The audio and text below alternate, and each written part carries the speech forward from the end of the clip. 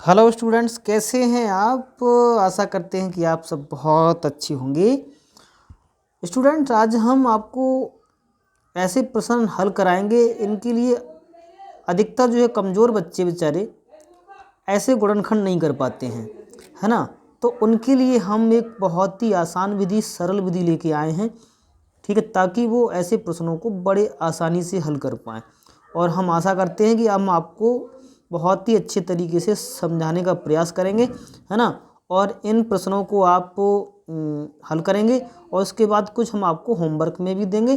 तो होमवर्क में हम आपको जो प्रश्न देंगे उसके बाद जो है आप मुझे कमेंट करके ये बताना कि सर हमने ये किस प्रकार से ये प्रश्न किए, कितने बच्चों के अच्छे प्रश्न हुए, सही हुए, है ना।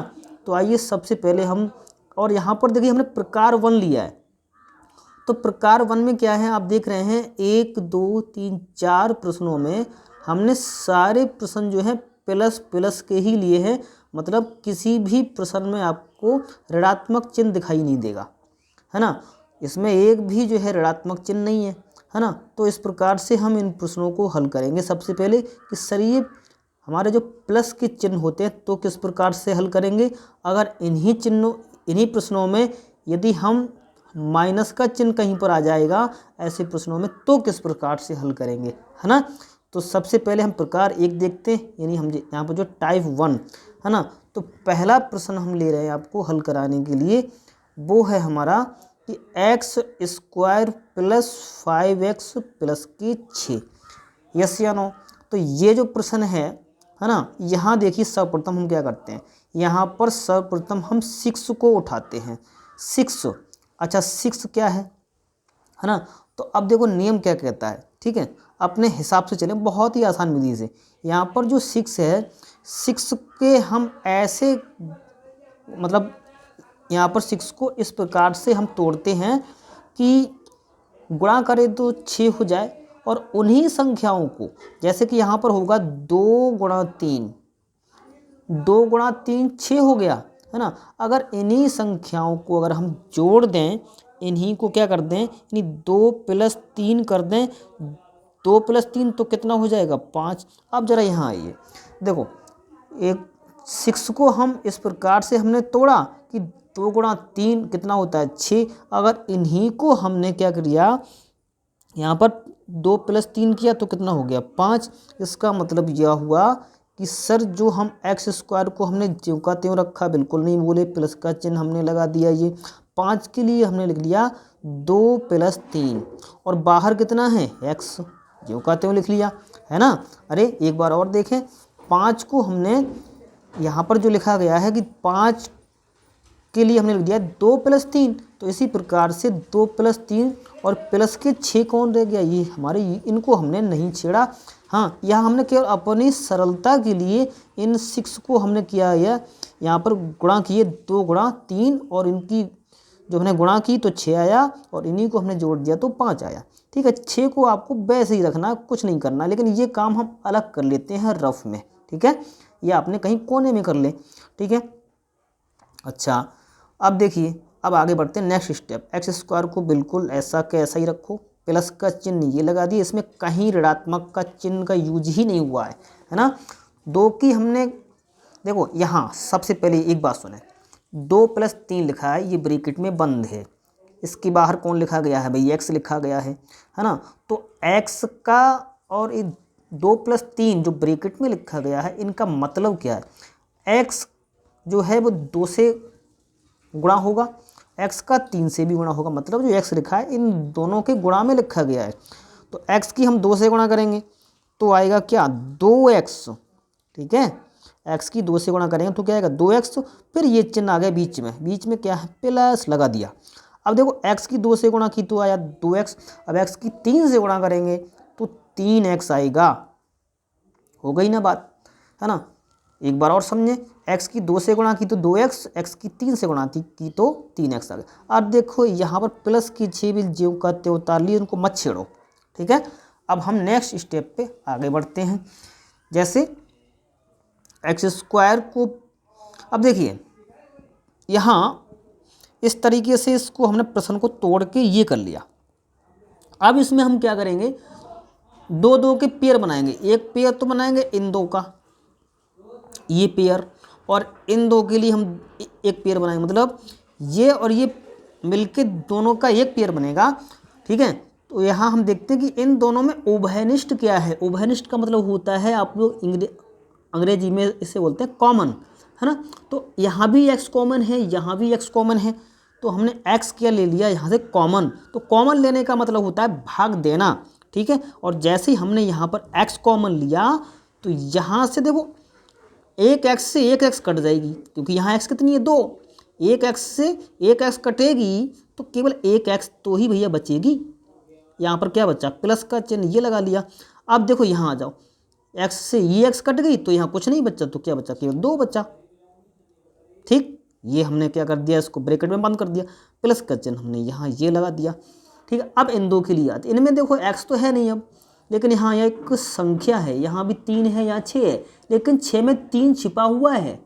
कैसे, क्योंकि हम जानते हैं 3 हमने क्या ले लिए यहाँ से उभयनिष्ठ, तो 3 से 3 कटा, कुछ नहीं बचा, केवल x बचेगा। और यहाँ से 3 दूनी कितना हो, 3 दूनी देखो बिंदी देखो, 3 दूनी 6, 3 दूनी 6, मतलब यहाँ पर कितना आएगा 2, और ये प्लस का चिन्ह ये बीच में रहेगा। सही है ना। अब देखो हो गई यहाँ गजब की बात, ये x प्लस 2 यहाँ भी है, x प्लस 2 यहाँ भी है ना। इसके गुणनखंड करने पर ये x प्लस 2 यहाँ और यहाँ दोनों जगह आपको दिखाई दे रहा है, एक आपका ये पद बना और ये आपका दूसरा पद बना। देखो यहाँ ये दो प्लस का चिन्ह लगा हुआ है, यहाँ से इधर का एक पद हो गया, दूसरा वो पद हो गया, है ना। तो अब देखिए इस वाले पद से हमने x प्लस 2 क्या ले लिया, कॉमन ले लिया। ठीक है, तो यहाँ से क्या बचेगा x और यहाँ से क्या बचेगा प्लस का 3, है ना। तो इस प्रकार से हमने एक प्रश्न, देखो इसमें समय तो लगा, है ना, लेकिन हमने बड़े आसानी से हल करा दिया। इसका गुणनखंड क्या हुआ कि sir x² plus 5x plus 6 का जो गुणनखंड हुआ वो x प्लस 2 गुणा x प्लस 3 हुआ। ठीक है, अब हम देखते हैं नेक्स्ट प्रश्न। नेक्स्ट प्रश्न है हमारा दूसरा प्रश्न क्या है, दूसरा प्रश्न है हमारा कि sir x² plus 8x plus 15। अब जरा यहाँ देखें, देखो x² को हमें बिल्कुल ज्यों का त्यों रखना है, बड़े आराम से देखें। ठीक है, और ये प्लस ज्यों का त्यों, यहाँ तक बात ठीक है। अब जरा आगे बढ़ते हैं। देखिए यहाँ पर हम किसे उठाएंगे, 15 को उठाओ, 15 उठा लिया। 15 को जैसे ही उठाया, है ना, तो यहाँ पर आप देख रहे हैं कि 15 को हम किस प्रकार से लिख लें, 15 को लिख लें हम, सर इसको ले सकते हैं क्या 3 गुणा 5, क्योंकि 3 पंजे 15 ही होता है। ठीक है, अच्छा जैसा कि अभी मैंने यहाँ बताया था कि 6 को लिख लिया 2 गुणा 3, तो 2 तियाँ 6 होता है, तो ऐसे ही हमने 3 गुणा 5 किया तो 3 पंजे 15 होगा। अच्छा, इन्हीं संख्याओं को अगर हम आपस में जोड़ें, यानी 3 प्लस 5 करें तो कितना आएगा भैया, 8 आएगा, है ना। तो अब देखिए, अब 8 को हमने क्या लिखा, 3 प्लस 5, तो 8 को लिखो सर 3 प्लस 5 हो गया। सही है, और बाहर कौन है, x है, प्लस कितना हमारा ये 15, इसको मत छेड़ो, ज्यों का त्यों लिख दिया। ठीक है, अब हम बढ़ते हैं नेक्स्ट स्टेप पे। कैसे, जैसे कि यहाँ x² बिल्कुल ज्यों का त्यों, जैसा कि इसमें किया था अभी हमने, है ना, कि बाहर जो x लिखी हुई है ब्रैकेट की बाहर, इस x की इन दो पदों से क्या होगी, गुणा, यानी 3 की गुणा x से होगी तो भैया 3x हो जाएगा। ठीक है, फिर प्लस का चिन्ह ये लगा लिया, 5 की गुणा फिर x से करेंगे तो हम 5x हो जाएगा, और ये क्या बच्चा हमारा प्लस का 15। ये रे, इसे मत छेड़ो, ज्यों का त्यों आप रख लो।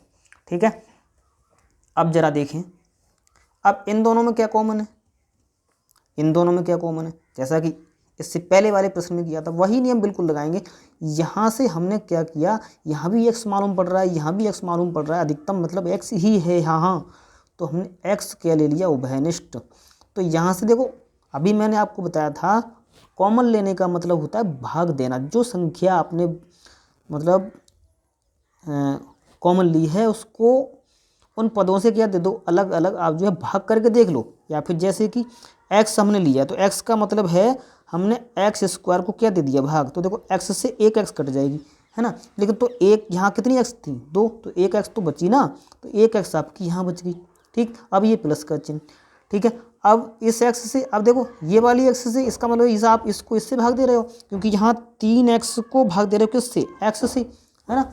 जब 3x को x से आप कर रहे हो तो इस x से एक x कट गई तो आपका क्या बचा, केवल 3 बचा। अरे ये 3 बचा ना, तो 3 हमने यहाँ लिख लिया, ठीक है। ऐसे ये प्लस का चिन्ह देखो यहाँ लगा लिया। अब आते हैं इसमें, ठीक है। अब यहाँ देखो, यहाँ अब इन दोनों में क्या कॉमन, इन दोनों में है हमारा 5 कॉमन, क्योंकि 5 एकम 5 तो होता है, तो 5 से 5 कट गया, केवल x बचा। लेकिन 5 तिया, ऐसे देख लो, 5 एकम 5, 5 तिया 15, यानी यहाँ 3 बचेगा, तो केवल प्लस का हमने 3 लिख लिया, राइट। मेरी उम्मीद है कि आपको ये समझ में आ रहा होगा, है ना। तो अब देखिए, यहाँ x+3, यहाँ भी x+3, तो x+3 यहाँ भी है, x+3 यहाँ भी है, हमने उभयनिष्ठ लिया तो x+3 यहाँ से मिल गया, और यहाँ से क्या बच्चा x, और यहाँ से बच्चा हमारा 5। तो इस तरीके से हमने किसके गुणनखंड किए, x² + 8x + k 15, है ना। तो इसका गुणनखंड ये आ गया। अब हम देखते हैं नेक्स्ट प्रश्न, है ना। उम्मीद है ये प्रश्न आप जो है मुझसे पहले करेंगे, ठीक है। तो इसे सबसे पहले तीसरा प्रश्न आपका आ रहा है, ठीक है। तीसरा प्रश्न है कि x² + k 9x और +k 18। ये देखें, इसे किस तरीके से करेंगे, आप करके दिखाएं, जल्दी से करें भी करें। तो देखो x² तो हमने यहाँ लिख लिया ज्यों की त्यों, ठीक। ये प्लस का चिन्ह ज्यों का त्यों। अब जरा थोड़ा सा आगे बढ़ते हैं, ठीक है। यहाँ आप जो है 18 को उठाइए, 18 आपने उठाया, ठीक है। 18 को आपने उठाया तो 18 को आपने लिख लिया कि सर ये तो 3 × 6 18 होता है। कितना होता है, 3 × 6 18 होता है। तो 3 × 6 18 हुआ तो कितना होगा, 3 × 6 18। अगर इन्हीं को आपने जोड़ा, यानी 3 + 6 किया तो कितना होता है सर, 9 होता है। इसका मतलब ये हुआ 3 को और 6 को हम ऐड करेंगे तो 9 आ जाए। इसी प्रकार से यहाँ कर लो, यानी ये जो 9 है इसको ले सकते हैं हम सर 3 + 6, है ना। और बाहर कौन है, x प्लस ये 18 ज्यों का त्यों, ठीक है ना। तो अब देखिए नेक्स्ट स्टेप में x² हमारा ज्यों का त्यों, फिर 3 की x से, अब देखो वही बात आ गई फिर आपकी। देखो सारे नियम एक जैसे होते हैं, बस शर्तें उनको जो है आप संज्ञान में रखें। 3 की गुणा x से करेंगे 3x हुआ, 6 की गुणा x से करेंगे तो 6x हुआ। ये सब पद अलग अलग हो गए। अब ये प्लस की 18 ज्यों का त्यों हो गया, ऐसे रख दिया, ठीक है ना। अब हम क्या करते हैं, कॉमन लेने वाला सिस्टम। अब यहाँ देखो, अभी जैसा कि यहाँ लिया था हमने कॉमन, तो यहाँ से हमने x कॉमन लिया तो एक x बचेगा, यानी x, और यहाँ से ये x कटेगा तो केवल बचेगा 3। अब इन दोनों में क्या कॉमन बताएं, इन दोनों में है क्या कॉमन, 6 कॉमन, क्योंकि सर 6 × 6 पूरा केवल x बचा, और 6 × 3 = 18। मेरी बिंदी का ध्यान दो, 6 × 3 = 18। इसका मतलब है ये कटने के बाद यहाँ 3 रह जाएगा सर, और सर 3 आएगा यहाँ, ठीक है ना। तो इस तरीके से आप कर सकते हैं। अब यहाँ देखो x+3, यहाँ भी x+3, है ना।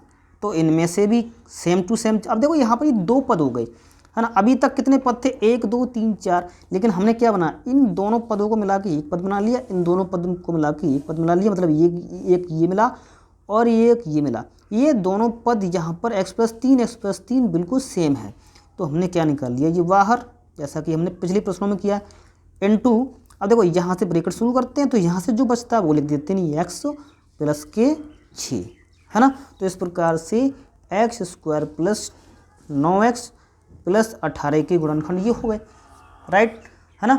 अब हमारा अंतिम जो प्रश्न है हम आपको जो कराएंगे वो है हमारा 4th प्रश्न, है ना। 4th प्रश्न है हमारा, 4th प्रश्न ये रहा, है ना। तो 4th प्रश्न है हमारा x² + 7x + k 10, है ना। यानी 4th प्रश्न है हमारा कौन सा, 4th प्रश्न। 4th प्रश्न है x² + 7x + k 10, है ना।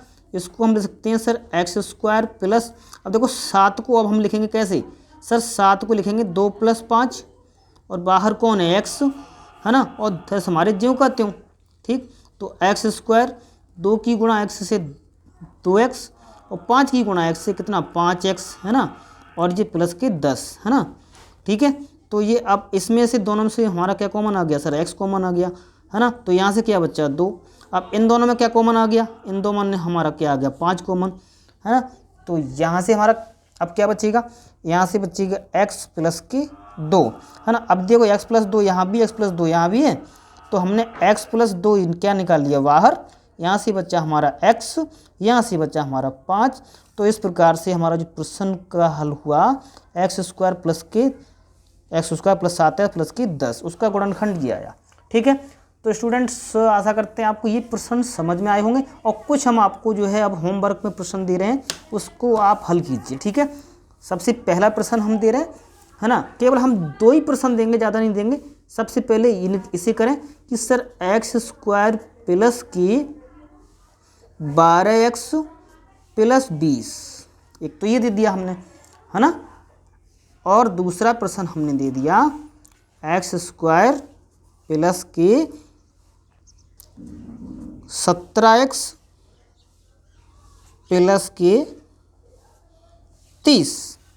ठीक है, तो ये बहुत ही आसान है, इन दोनों को आप हल करें, फिर मुझे जो है आप कमेंट में तुरंत बताएंगे कि सर ये मेरा प्रश्न सही हुआ, है ना। तो इस प्रकार से, और आप इन प्रश्नों को एक बार और देख लें, है ना, और फिर इन्हें आप अच्छी तरीके से हल करें। ठीक है, और उम्मीद करते हैं कि आपको ये वीडियो बहुत ही पसंद आई होगी। ठीक है, और अगर हमारी वीडियो पसंद है तो इसको लाइक और कमेंट अवश्य करें। ठीक है, अगर आपका कोई भी डाउट है तो हमें जो है कमेंट बॉक्स में अवश्य लिखें। जय हिंद, जय भारत।